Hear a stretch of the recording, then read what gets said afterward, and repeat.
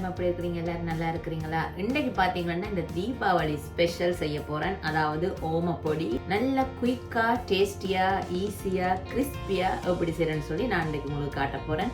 வாங்க இப்ப அதுக்கு என்னென்ன தேவைன்னு சொல்லி பார்ப்போம். முதல்ல பாத்தீங்கன்னு சொன்னால் 2 கப் கடலை மாவு எடுத்திருக்கிறேன்.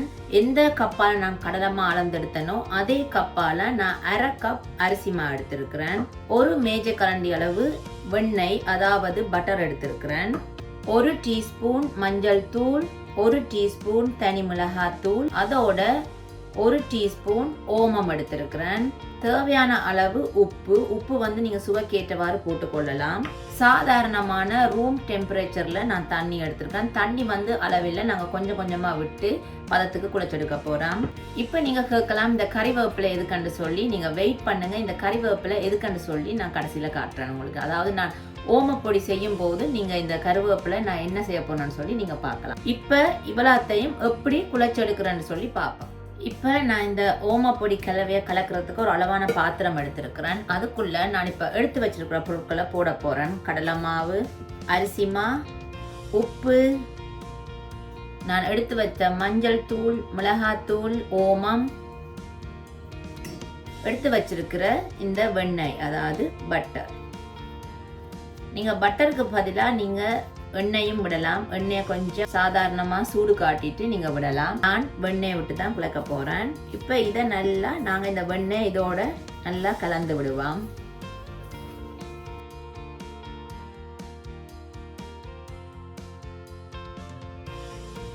இப்ப நான் வெண்ணெயை விட்டு நல்லா கலந்துட்டேன் மாவோட. இப்படி நீங்க பிடிக்கும் போது இப்படி பிடிப்படணும். அப்பதான் இந்த பதம் சரியா வரும். இப்போ அடுத்ததா நான் எடுத்து வச்சிருக்கிற இந்த ரூம் டெம்பரேச்சர் தண்ணியை கொஞ்சம் கொஞ்சமாக விட்டு நான் குழைக்க போகிறேன். ஒரே அடிக்கு விட வேண்டாம், கொஞ்சம் கொஞ்சமாக விட்டு இதை குழைக்கணும். அதாவது இது நீங்கள் குழைக்கும் போது நல்லா கையில் ஒட்டுற பதம் அளவுக்கு நீங்கள் இதை குழைக்கணும்.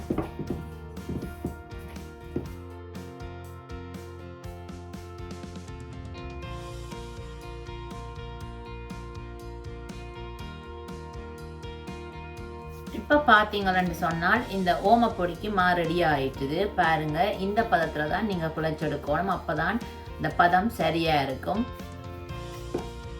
இப்ப ஓமப்பொடிக்கு கிளவ ரெடி ஆயிடுச்சு. இப்ப அடுத்ததா நாங்க இதை எண்ணெயில எப்படி பொரிச்செடுக்கிறோன்னு சொல்லி பார்ப்போம்.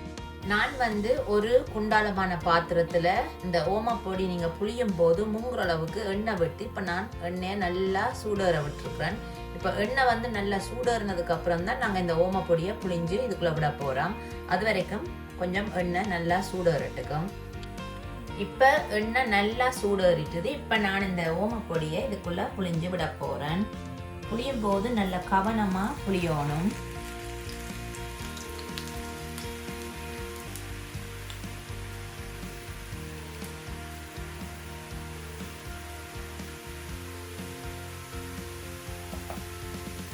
இப்போ நான் கறிவேப்பிலை எடுத்து வச்சுனா நீங்கள் எதுக்கண்டு யோசிக்கலாம். இந்த கறிவேப்பிலையை நான் உருவி இந்த ஓமப்பொடிக்கு மேலே நான் இப்படி போட போகிறேன். நல்ல வாசமாகவும் நல்ல சுவையாகவும் இருக்கும், பார்க்குறதுக்கு நல்ல அழகாயும் இருக்கும்.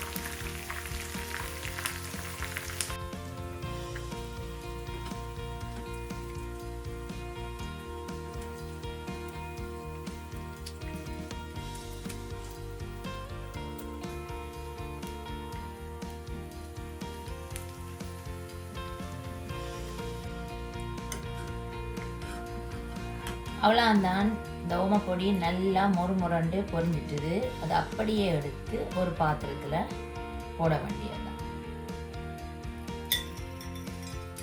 நல்ல கிறிஸ்பியாக நல்ல முறுமுரண்டு ஓமப்பொடி சூப்பராக ரெடி ஆகிடும்.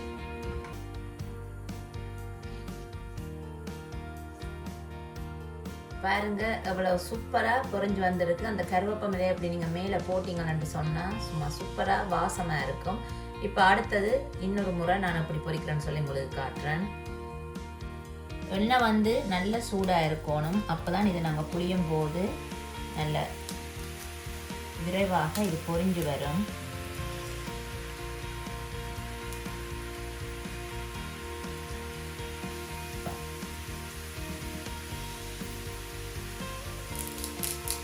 ஏற்கனவே சொன்னது போல கறிவேப்பிலையை இப்படி மேலே தூவி விடணும்.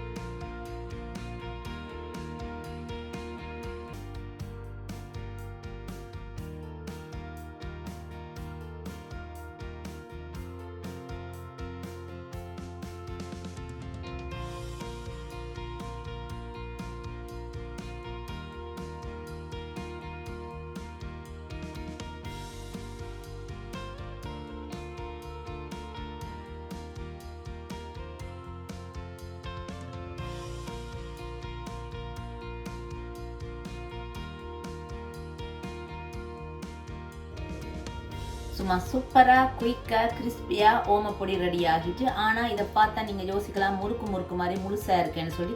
இப்போ வாங்க நான் அடுத்ததாக இதை என்ன செய்ய போகணுன்னு சொல்லி உங்களுக்கு காட்டுறேன். இப்போ இந்த ஓமப்பொடியை நான் என்ன செய்ய போகணுன்னு சொல்லி பாருங்க.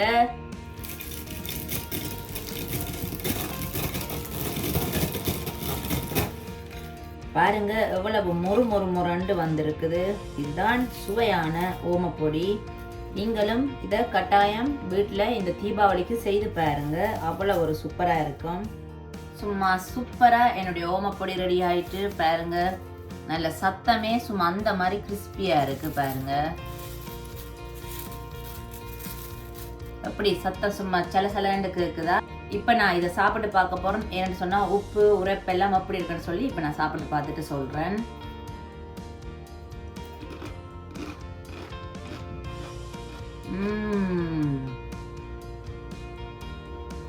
சும்மா முரண்டு வந்திருக்கு. இந்த கறிவேப்பிலை. ஸோ இன்றைக்கு நான் இந்த ஓமப்பொடி நல்ல கிறிஸ்பியாக டேஸ்டியாக ஈஸியாக எப்படி செய்கிறேன்னு சொல்லி தான் நான் செய்து காட்டியிருக்கேன். அப்போ நீங்களும் என்னுடைய வீடியோ பார்த்துட்டு இப்போ வர தீபாவளிக்கு கட்டாயம் இதை நீங்கள் செய்து பார்த்துட்டு எப்படி வந்தேன்னு சொல்லி மறக்காமல் எனக்கு கமெண்ட்டில் சொல்லுங்கள். அதே போல் என்னுடைய வீடியோக்கு சப்ஸ்கிரைப் பண்ண எல்லாருக்குமே ரொம்ப ரொம்ப நன்றி. அதே மாதிரி மறக்காமல் லைக் பண்ணுங்கள். என்னுடைய வீடியோ உங்களுக்கு பிடிச்சிருந்தா உங்களுக்கு தெரிஞ்ச வேலைக்கும் நீங்கள் ஷேர் பண்ணுங்கள். வேறு என்ன ஃப்ரெண்ட்ஸ், நான் இன்னும் ஒரு வித்தியாசமான வீடியோ நான் உங்களை சந்திக்கிறேன். அது வரைக்கும் நான் இப்போ என்ன செய்யப்பேன்னு சொன்னால் இதை போய் நல்ல ஒரு பிளேன் ஊற்றி சாப்பிட போகிறேன். பாய்.